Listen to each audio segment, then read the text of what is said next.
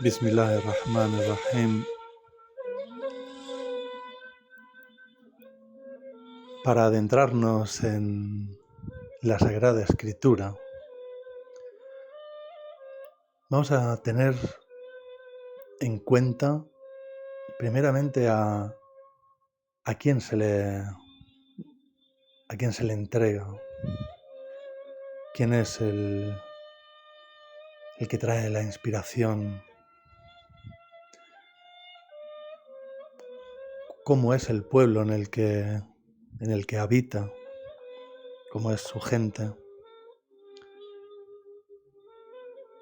y cuál es la lengua que tiene esta gente y este mensajero.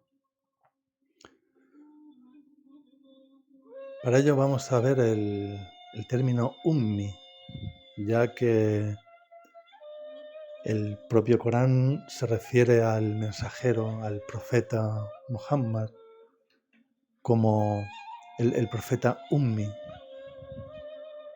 y a su pueblo como un pueblo ummi también. Normalmente, y de manera, pues la verdad que no sé exactamente a qué es debido, se interpreta esta palabra como como una persona analfabeta, una persona que no sabe leer ni escribir. Y supongo que esto, estará sacado de relatos,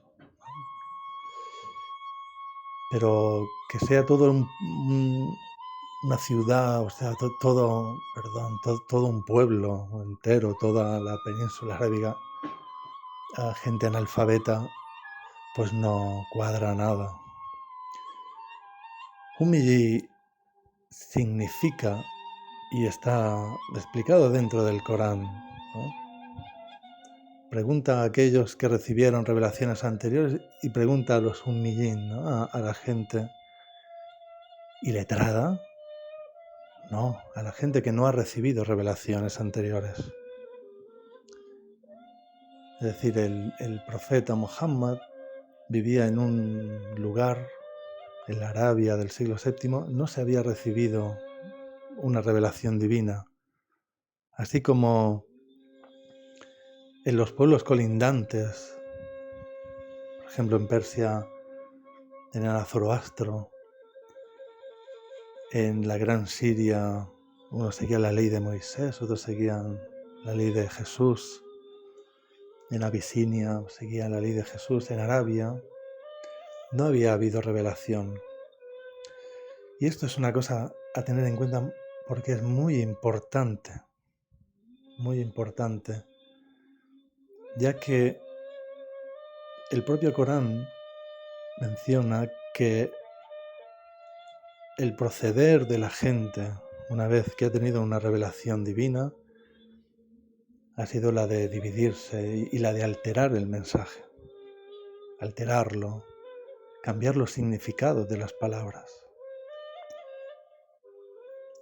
Eso ha hecho que muchos términos que son clave para entender las escrituras se hayan visto afectados en la comprensión tal como la gente lo entiende. De esta manera, el mensaje llega a una gente que no ha tenido una revelación anterior, por lo tanto, su lenguaje no ha sido alterado, no ha tenido una alteración, no se ha visto viciado por los términos que en otras revelaciones han acabado haciendo la gente. Y por eso es importante tener esto muy en cuenta a la hora de hacer una lectura del Corán, de tener el Corán y ir leyéndolo. Pero está expresado en una lengua árabe clara, una lengua árabe que no está viciada en sus términos, es clara en sí misma. Y eso debido a que es la lengua más rica. El árabe es la lengua más rica que existe, tiene 12 millones de palabras y tiene un sistema de raíces en la cual toda palabra tiene una raíz que tiene un sentido básico y de ahí salen muchísimas acepciones. Por lo que una palabra puede tener un significado en un contexto y otro en otro contexto. Hoy, si cogemos una traducción del Corán, y ya no solo eso, si preguntamos incluso a los árabes, porque está ya metido en el imaginario colectivo, nos van a decir que esta palabra significa esto, y esta palabra significa esto, y esta significa esto. Por ejemplo, que salat significa rezar, que taqwa significa temor de Dios, o otras palabras. Todas estas palabras o todas estas interpretaciones no son coránicas, en realidad. Son tomadas de cómo otras revelaciones lo han entendido, pero sabemos que está alterado. Por lo que lo más sensato es dejar que sea el mismo libro el que explique a qué se está refiriendo con esas palabras, con esos términos. Y dejar que sea él el que nos ayude a comprender. También existen léxicos de la lengua árabe donde podemos encontrar distintos modos que se le han dado a palabras, distintas frases comunes que usaban los árabes de la época para darle más amplitud a los términos. Por lo que, si queremos hacer una lectura del Corán, tenemos que empezar a cuestionar ciertos términos. De una lengua tan rica como es la lengua árabe, se ha hecho como un libro al uso, como estar traduciendo un libro de Shakespeare y poniendo esta palabra aquí y esta palabra allí. Y dicen que es de manera literal, pero no es una manera literal, es una manera literal dependiendo de cómo tú entiendes el término o cómo te han explicado el término. Porque los comentaristas, la gente que ha hecho comentarios sobre el Corán, que han intentado comprenderlo y han escrito, no le dan, le dan muchos más usos a las palabras que, por ejemplo, lo que se enseña hoy día. Los libros estos pequeñitos que te dicen esto es esto y esto es esto, y cada vez que tú lees en el Corán esos términos, claro, al final se hace engorroso porque no se entiende, no se puede comprender. O sea, hay cosas que chocan entre sí. Y el Corán es un libro en el que no hay ninguna alteración, no produce ninguna duda. Puede producir dudas en cuanto a este significado, pero en la composición, en lo que quiere expresar, no hay contradicción alguna. y la encontramos. La encontramos en las traducciones y en el imaginario mayoritario. Por lo que hay que tener en cuenta que es una revelación a una persona, un milli, a un pueblo, un milli, que no ha tenido revelaciones anteriores. Por lo que esos términos tienen otros significados. No pueden ser igual a los de las revelaciones anteriores, porque ya Allah lo advierte, el mismo Corán lo advierte.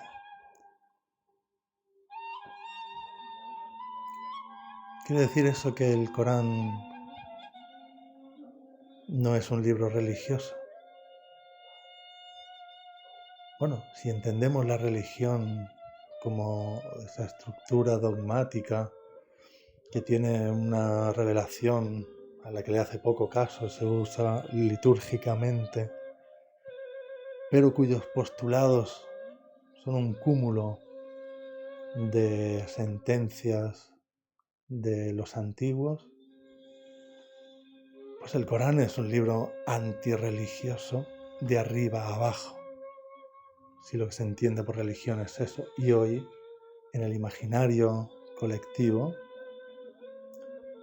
eso es lo que indica una religión. Ya no vamos a pensar o no vamos a tener en cuenta el origen de la palabra y su significado primario, puesto que la gente que nos rodea entiende la religión de una manera distinta. Cuando podemos decir, no, significa religare para volver. Y luego todo ese cúmulo de dogmas, ¿de dónde salen? Y vemos que al Islam le ha pasado lo mismo. Le ha pasado exactamente lo mismo. Se ha convertido en una religión más, o algo. Y es eso lo que propone el Corán. Y es eso lo que quiere Dios para sus criaturas, que sigan todos la misma religión, porque hay otras religiones, porque dice que los judíos seguían por su revelación y que los cristianos seguían por su revelación y los musulmanes que seguían por su revelación. Y luego entendemos que la forma de vida para Dios o la religión para Dios es el Islam. Han cambiado el término din y han hecho religión, porque es lo que hicieron los otros, es tomar el mismo camino. Por eso ha acabado convirtiéndose en lo que han hecho, en lo que se han acabado convirtiendo las otras, exactamente igual.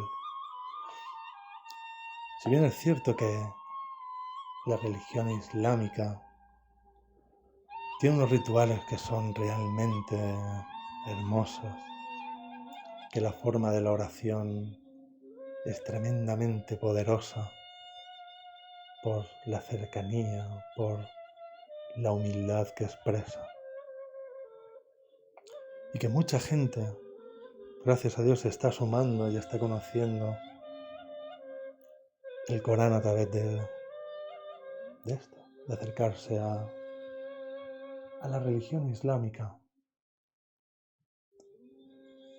Pero a la misma vez vemos que esa gente que toma la religión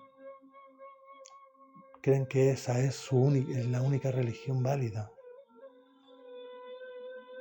Y eso es un gravísimo error. Es anticoránico, total. Y tiene que ver con los términos, tiene que ver en cómo se expresan las palabras del Corán. Se han tomado de los otros y se ha obviado la claridad de la lengua árabe. Se ha obviado que en su origen era una lengua pura que no estaba viciada, que expresaba cosas que gente de otra cultura, otra mentalidad, entendía. Y hoy cogemos el Corán y es las traducciones del Corán, y tal como lo expresan muchos musulmanes, es como una extensión de la Biblia. O sea,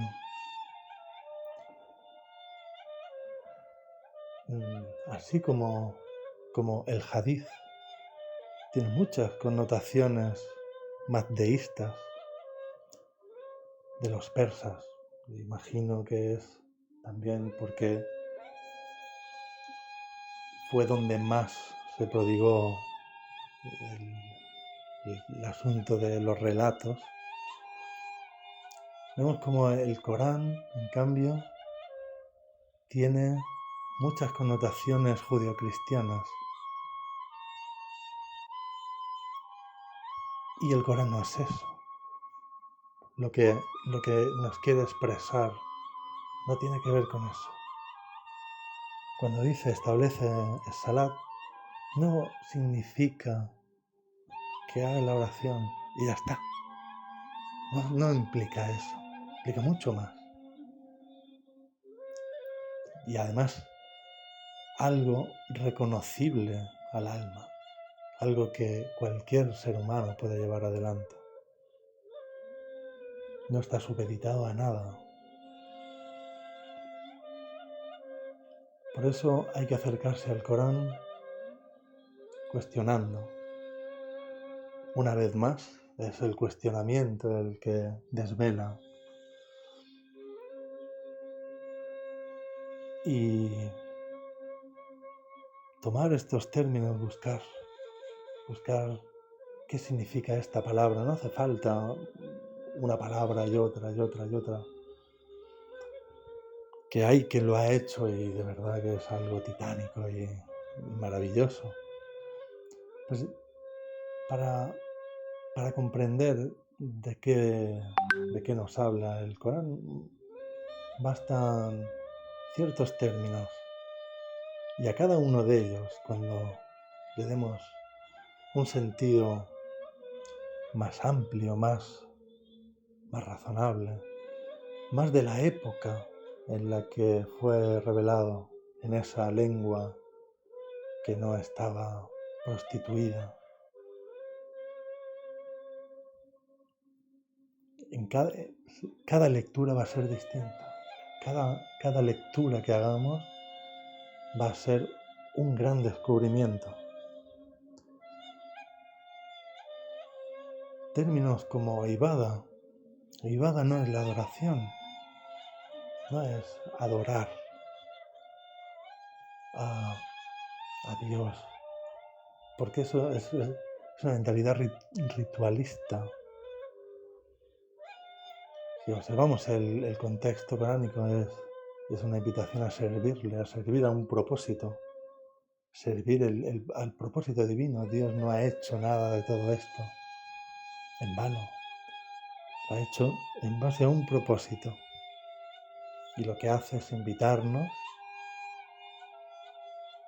a participar en la construcción de ese propósito. Y eso es la ibada, a la misma vez que vamos allanando nuestro camino hacia Él. Un camino de regreso, allanamos nuestro camino. Eso es ibada, tiene un sentido muy amplio. Y din, esta palabra que se traduce por religión y que la ponen en religión, pero luego lo deforma todo de una manera increíble. O sea, hace del Corán un tostón. Un tostón en el sentido de que es más de lo mismo. Es más elitismo, más de lo mismo. El din es la manera de proceder. en base a un conocimiento.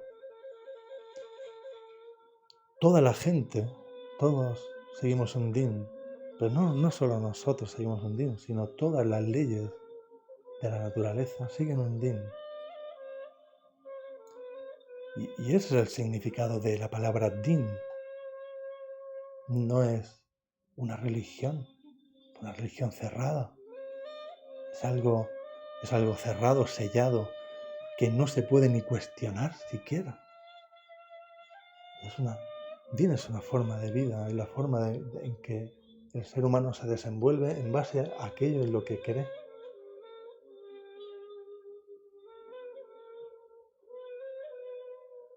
O Islam. Islam no es la religión islámica, no se está refiriendo a la religión islámica. Se está refiriendo a la entrega a la voluntad divina. Y todo lo que nos rodea hace Islam. Por eso, el din para Allah es el Islam. No es la religión, sino todo lo que Él, exaltado sea, ha hecho. Lo que hace, eso es Islam. Y nos invita a nosotros a hacer lo mismo, a sumarnos a eso. El Islam está ahí. Únicamente tienes que sumarte a eso, subirte a la cresta de la ola. Y no es la adhesión a una religión. Los discípulos del profeta Jesús, hijo de María, sobre ambos la paz, se referían a sí mismos como muslimín, como musulmanes, pero seguían a Jesús. Y lo mismo decía Abraham, que no era ni judío ni cristiano. Es sumarte al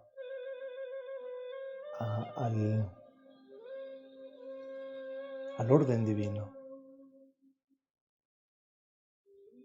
Y para eso no es necesario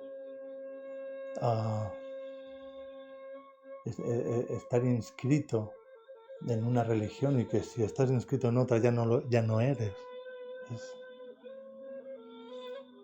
Es una mentalidad religiosa. Y si religión es lo que hemos dicho, el Corán es antirreligioso. Es antirreligioso. El Corán a lo que invita es a vivir una vida en plenitud con el espíritu y el cuerpo. Una vida basada en el potencial espiritual y también en lo que tiene que ver con el cuerpo. Comer lo mejor, ¿no? Tener cosas buenas, ¿no?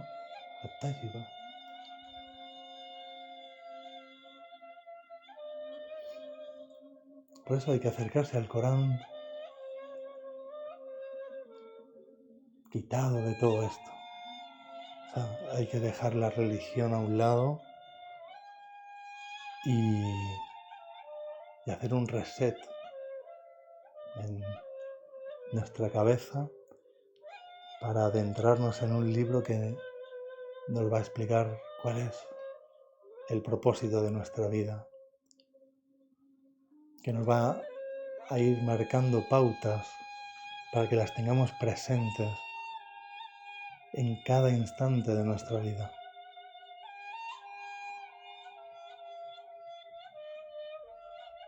Para de esa manera llevar una vida acorde al orden divino. Y eso no es religiosidad.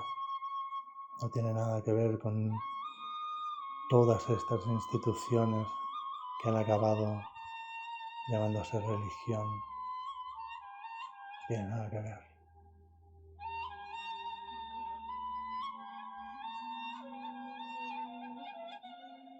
Quedad con Dios.